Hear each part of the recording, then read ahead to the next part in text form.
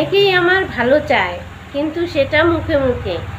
আবার আমি যদি ভালো থাকি তারাই আবার জ্বলবে। সময় মানুষকে নতুন করে বাঁচতে শেখালেও সব কিছু ভুলতে শেখায় না। আর সব কিছু ভুলে যাওয়াটাও এত সহজ নয়। ঠকিয়ে হয়তো ক্ষণিকের সুখ পাওয়া যায়, তবে চিরকাল ভালো থাকা যায় না। নমস্কার বন্ধুরা, তোমরা কেমন আছো? আশা করছি ভালো আছো। আর আমাদের এইখানে তোমার সকাল কি বলবো, রাত্রি থেকেই প্রচুর বৃষ্টি, সারাদিনই বৃষ্টি হচ্ছে। তো বৃষ্টির মধ্যে তো বাইরে যাওয়া যায় না, আর আমার তো পাও ভেজানো চলে না। তারপরেও আমার রান্নাবাড়ির কাজ কিছু করতে হবে।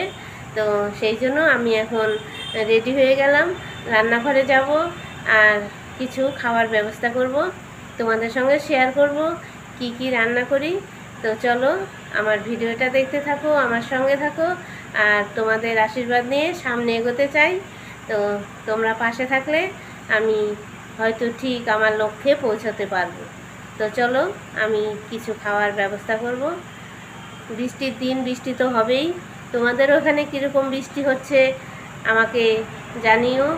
আর বৃষ্টি হলে ভালোই লাগে, ঘরে বসে খাওয়া দাওয়া বেশ মজা করেই আনন্দ করে করা যায়। এই দেখো রান্নাঘরে চলে আসছি সকালবেলায়। রান্নাঘরে এসে এই দেখো মাছের ঝোল করলাম আলু দিয়ে, আর ঝিঙে পোস্ত, আর যে ভাত, এই দুটোই রান্না হলো। আর আজকে সকাল থেকে বৃষ্টি হচ্ছে, তাই বাজারে ভালোই মাছ পাওয়া গেছে। তো মাছ নিয়ে আসছিলো, এই যে মাছ দিয়ে আলু দিয়ে করলাম। তো এখন বেশি কিছু আর রান্না করতে পারি না, এটাই যথেষ্ট।